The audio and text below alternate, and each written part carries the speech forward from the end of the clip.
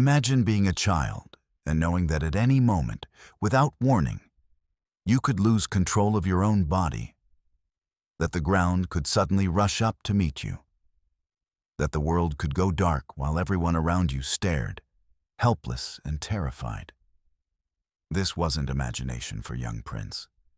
This was his reality from the moment he could form memories. The seizures came like uninvited visitors, respecting no schedule, no occasion, no desperate plea. They came during family dinners. They came at school. They came in the middle of the night, jerking him awake into a confusion of tangled sheets and his mother's frightened face hovering above him. For 7 years, Prince Rogers Nelson lived in a body that felt like a stranger.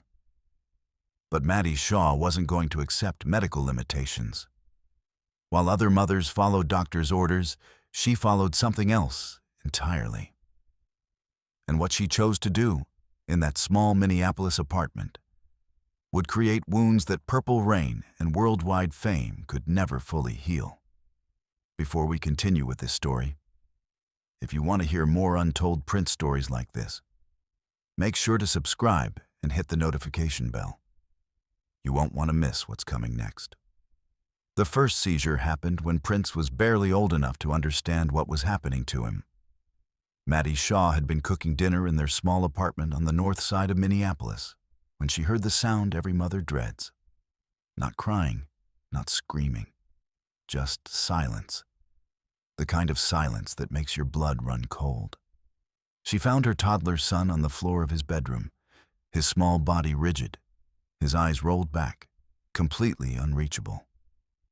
In that moment, watching her baby convulse, something broke inside Maddie Shaw.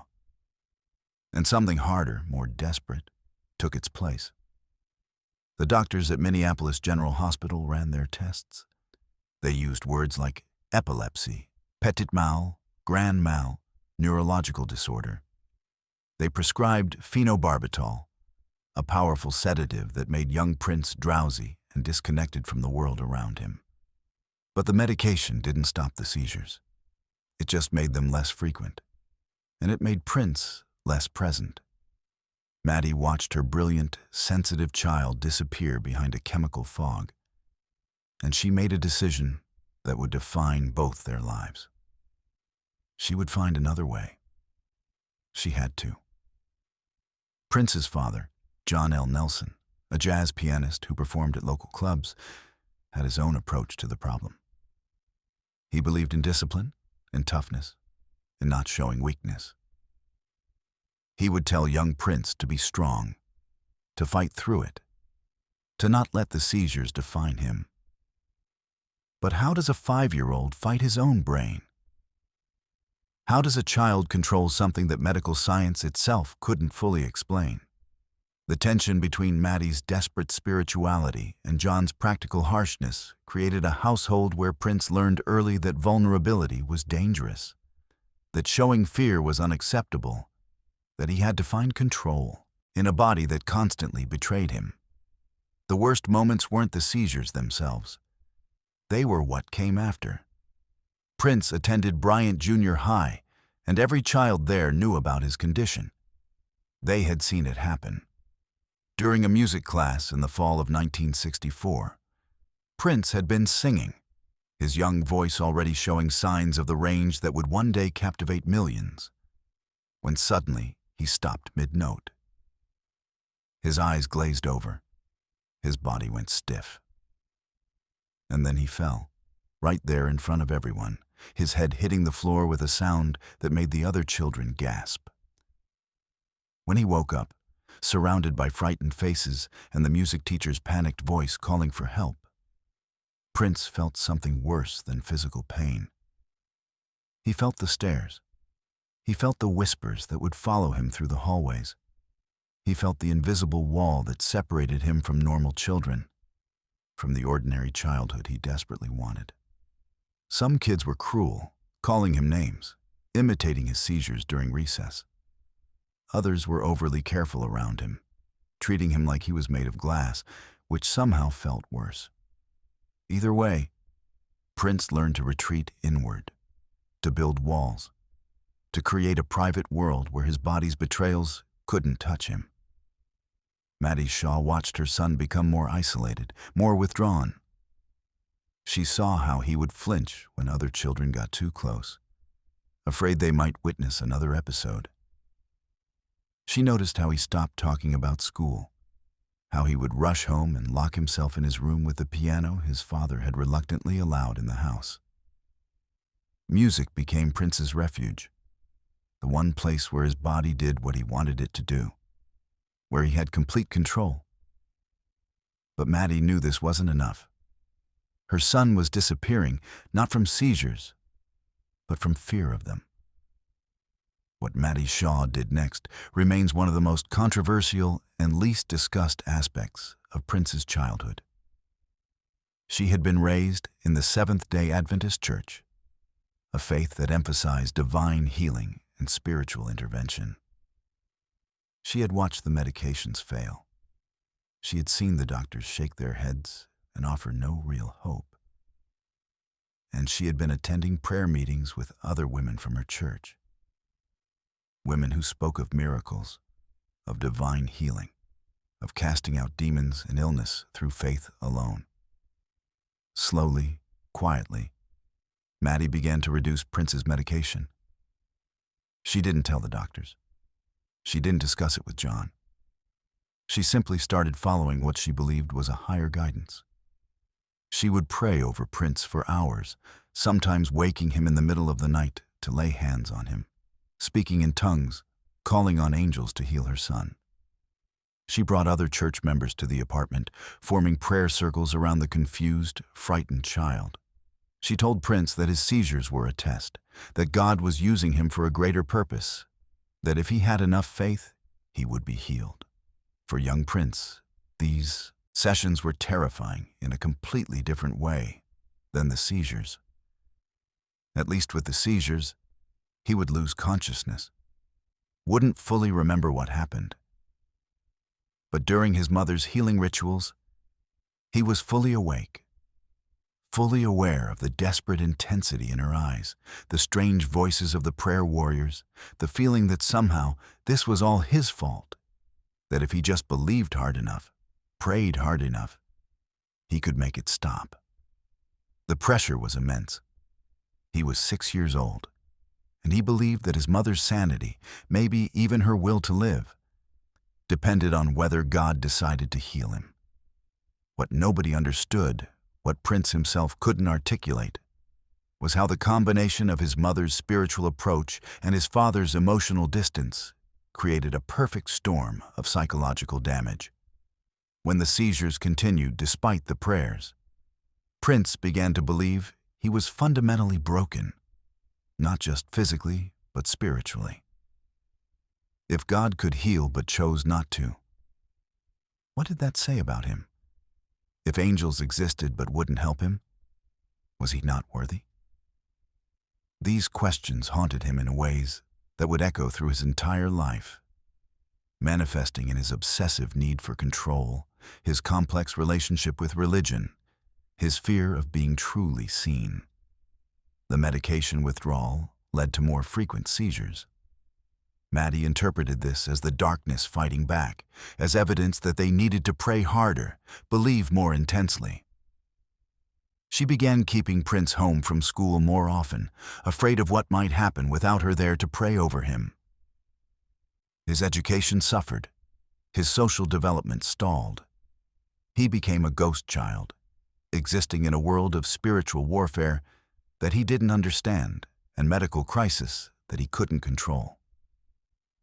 His only companions were the musical instruments scattered throughout the small apartment, and he poured everything into them with an intensity that was unsettling in someone so young. John L. Nelson saw what was happening but felt powerless to stop it. His marriage to Maddie was already fracturing, their different approaches to Prince's condition just one more wedge driving them apart. He would eventually leave, and Prince would blame himself for that too, convinced that his broken body had broken his family.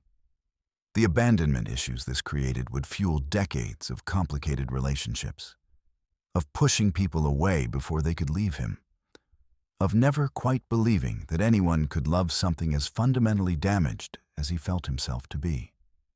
Then, just before Prince's 7th birthday in June of 1965, something changed. The seizures began to diminish. First, they became less severe, then less frequent. By the time Prince turned 7, they had stopped almost entirely.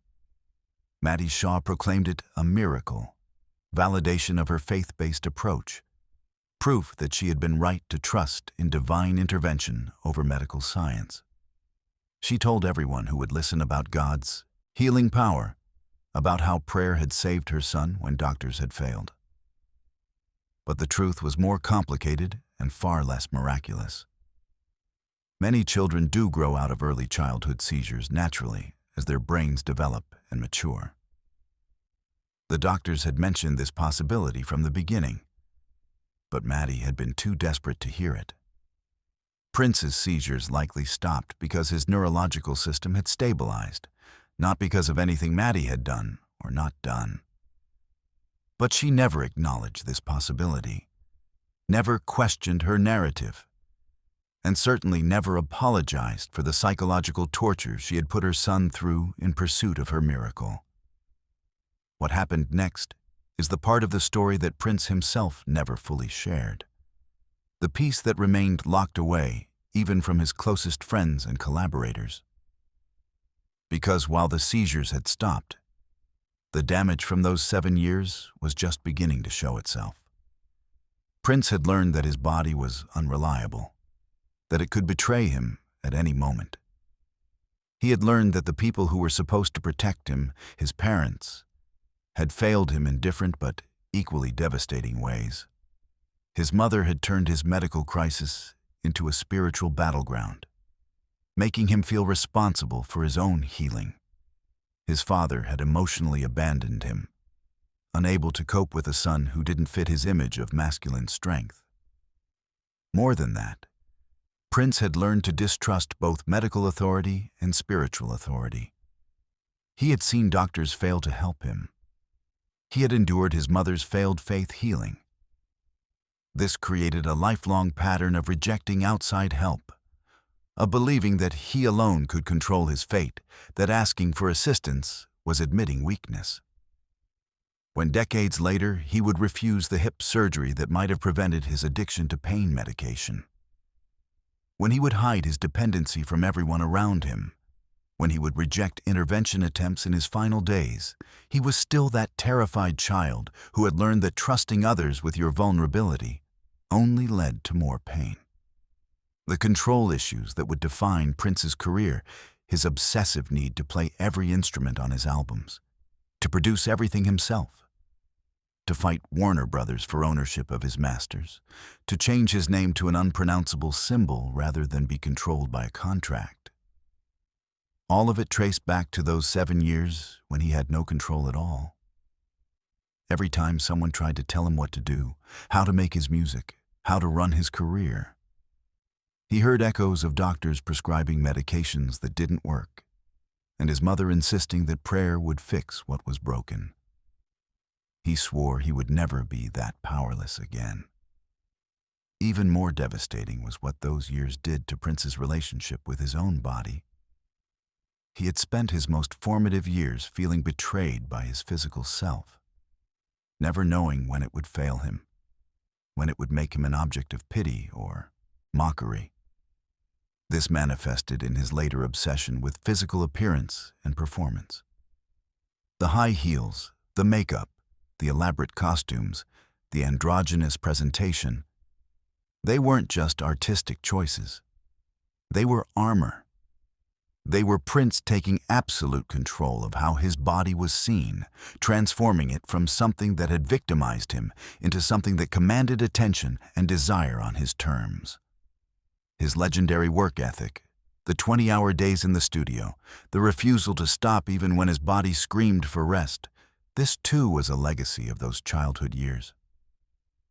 He was proving to himself that his body would do what he demanded, that he was in control now, that it couldn't betray him anymore. But of course, it could, and eventually, it did.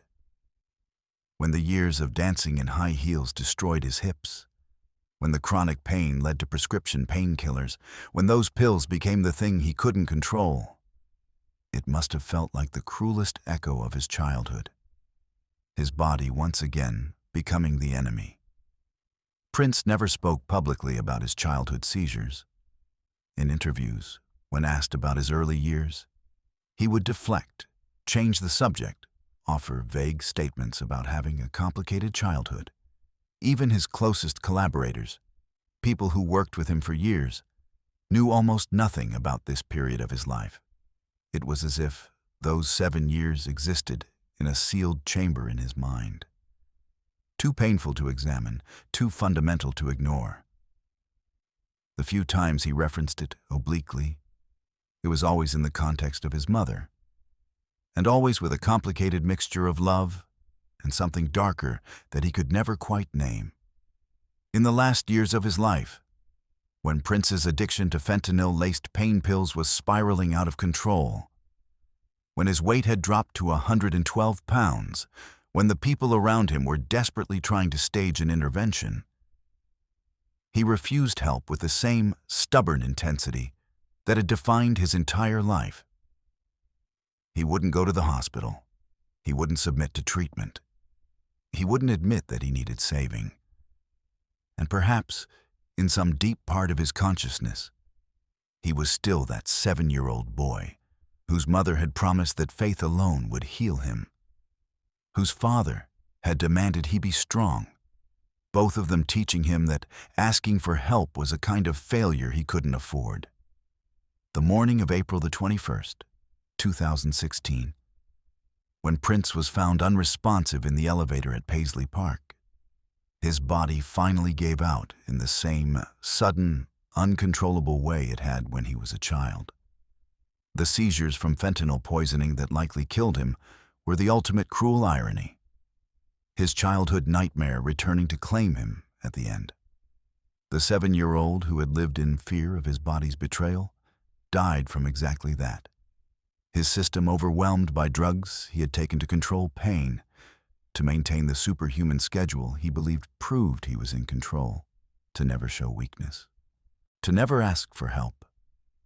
Maddie Shaw died in 2002, 14 years before her son. She never publicly acknowledged any regret about her handling of Prince's childhood seizures, never questioned whether her faith-based approach had caused psychological damage that conventional therapy might have helped. She maintained until the end that she had saved her son through prayer, that his healing was proof of God's intervention. And maybe, in her own way, she believed she had done what any mother would do: fight for her child with every tool available to her. But the cost of that fight, the weight of those 7 years, followed Prince Rogers Nelson to his grave. What makes this story even more tragic is how it reflects broader issues about childhood medical trauma, about the lasting impact of feeling powerless in your own body, about how spiritual beliefs can sometimes harm the very people they're meant to help. Prince's story isn't unique in that sense.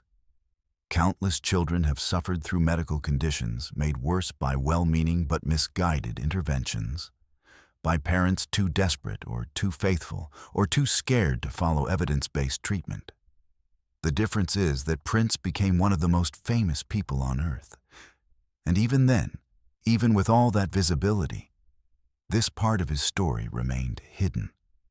If Prince had been able to talk about his childhood seizures, if he had processed that trauma with professional help, if he had understood how those years shaped his inability to accept vulnerability, would his life have ended differently? Would he have been able to ask for help when the pills started controlling him instead of the other way around? Would he have recognized that needing medical intervention wasn't weakness, but wisdom? These questions have no answers. But they matter because Prince's death was preventable.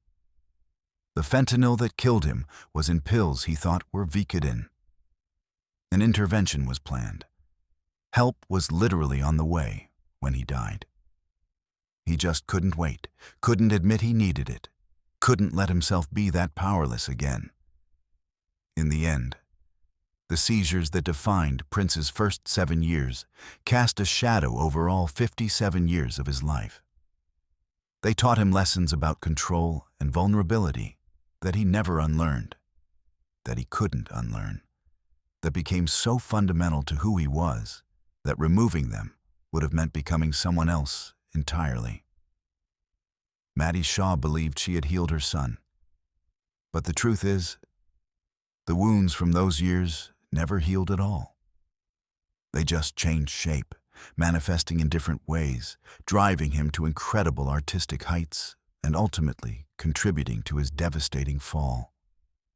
The body that had betrayed him as a child betrayed him again at the end, and this time there would be no miraculous recovery, no 7th birthday reprieve, no escape from the darkness that had been waiting all along.